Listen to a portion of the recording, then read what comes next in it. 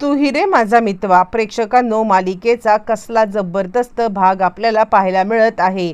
आत्तापर्यंत आपण पाहतोय की इकडे आता वल्लरी खूप काही कारस्थानं करत प्रत्येक वेळेला या सगळ्यामध्ये सुटण्याचा प्रयत्न करत आहे। पण या वेळेला मात्र आता वल्लरीला या सगळ्यामध्ये स्वतः रंगे हात पैसे घेत असताना पकडणार आहे तो म्हणजे रमाकांत, कारण त्याला वल्लरीवरती डाऊट आलेला आहे।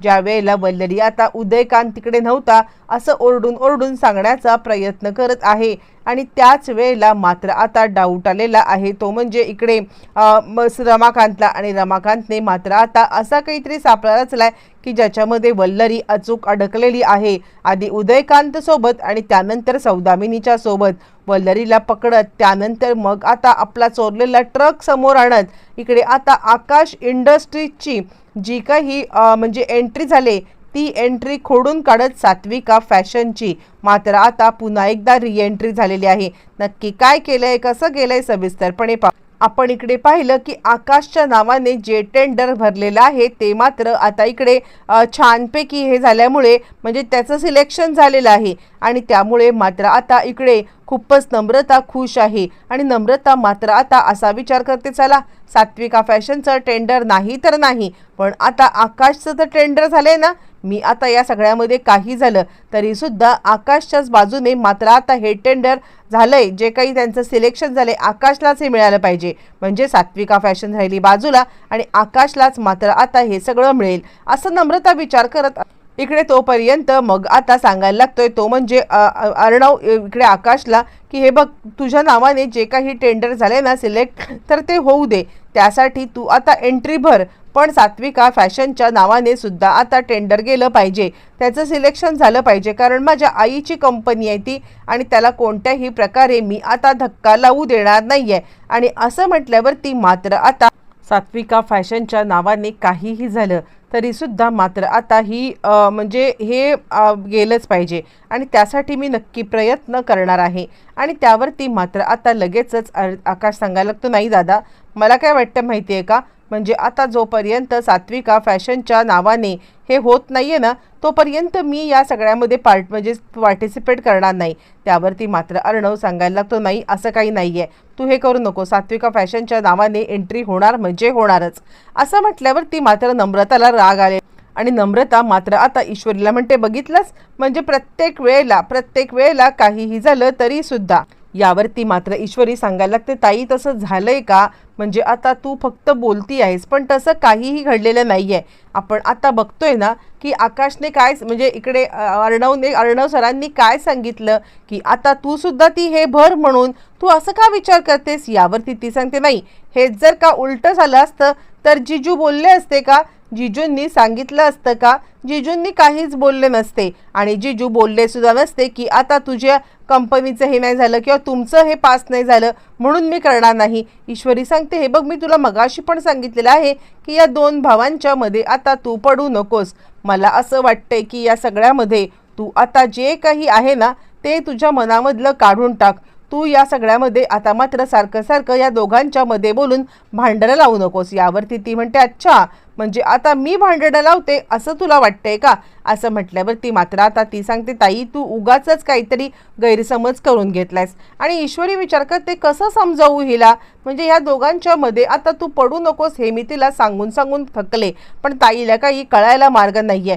आणि ईश्वरी गप्पच बसलेली। इकडे तोपर्यंत अर्णव आणि ईश्वरी हे दोघं जण निघालेले आहेत, ते म्हणजे स्वतः निघालेले आहेत सगळं शोधण्यासाठी आपला ट्रक, जेणेकरून आपण फ्रॉड केलेला नाहीये आणि आपण हा फ्रॉड न केलेला असल्या कारणाने मात्र आता काहीही झालं तरी सुद्धा आपल्याला आपल्या सात्विका फॅशनची एंट्री फिक्स करायला पाहिजे। म्हणून तो आपला ट्रक कुठे गेला असेल, काय गेला असेल, ज्या रोडवरून ट्रक गेला आणि जिथे त्याचा GPS ट्रॅकर आता बंद झाला त्याच रोडवरती मात्र आता हे दोघं जण गेलेले आहेत।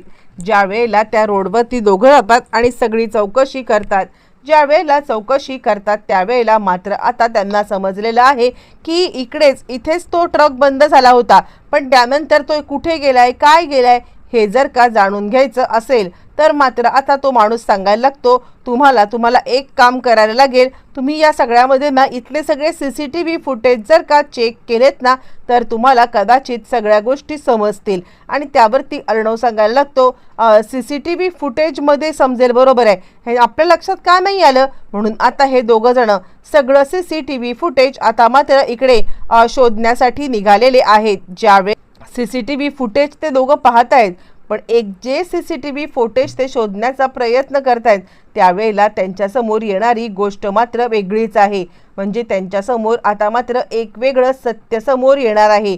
इकडे तोपर्यंत वल्लरी मात्र आता म्हणजे रमाकांतपासून आपला पिछा सोडवण्यासाठी ती आता प्रयत्न करते आहे. आणि त्यासाठी मात्र आता वल्लरीने एक गोष्ट केलेली आहे आणि ते म्हणजे तिने आता आपले थोडेफार जे काही दागिने आहेत त्यातले काही दागिने घेऊन आता ती आलेली आहे. ती म्हणजे इकडे आता उदयकांतपर्यंत.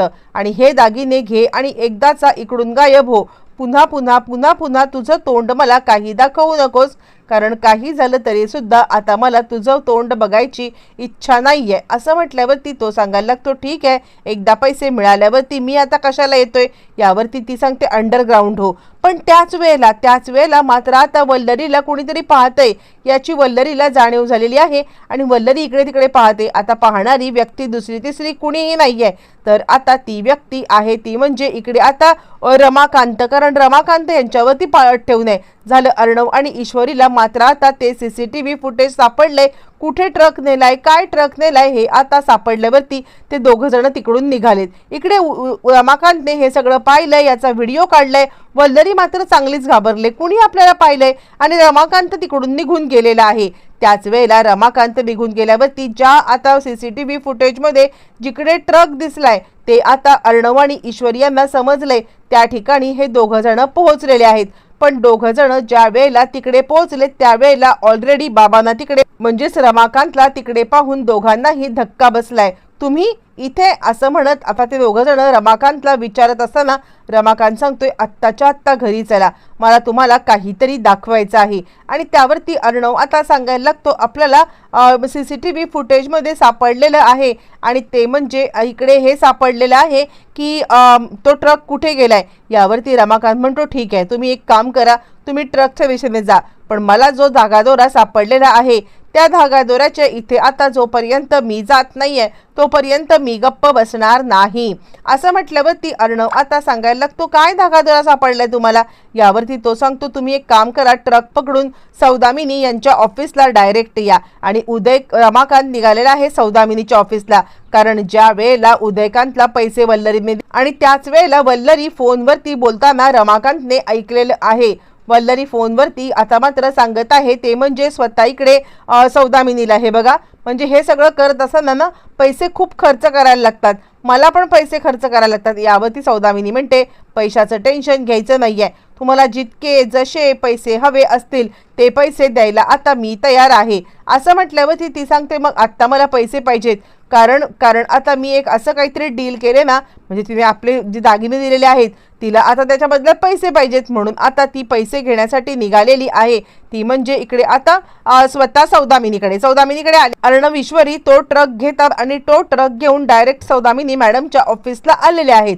ज्या वेळेला अर्णव आणि ईश्वरी हे दोघं जण तो ट्रक घेऊन सौदामिनीच्या ऑफिसला आलेले आहेत तोपर्यंत वल्लरी तिकडे पोहोचले आणि सौदामिनीला सांगते, माझे पैसे. यावरती सौदामिनी म्हणते, घाई करू नका, पैसे तुम्हाला मिळणार आहेत, पैसे घेऊन मी कुठेही पळून जाणार नाहीये. असं म्हणत सौदामिनी मात्र आता ते पैसे काढून तिला देणार तितक्यात रंगेहात तिला आता पकडण्यासाठी आलेला आहे तो म्हणजे रमाकांत हात पकडतो आणि वल्लरी तू असं म्हणत तो आता तिला चांगलंच फैलावरती घेतो आणि पोलिसांना घेऊनच रमाकांत आलेला आहे.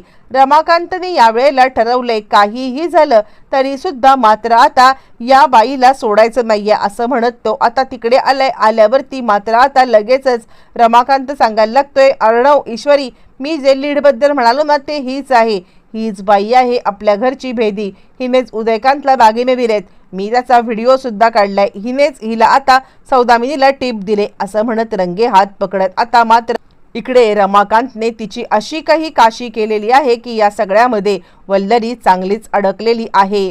वल्लरीला मात्र आता या सगळ्यामध्ये समजायलाच मार्ग नाहीये की हा सगळा काय आपल्यासोबत प्रकार झालाय। अचानकपणे वल्लरी अडकली गेलेली आहे आणि एका झटक्यात मालिकेतली सगळी समीकरणं बदललेली आहेत।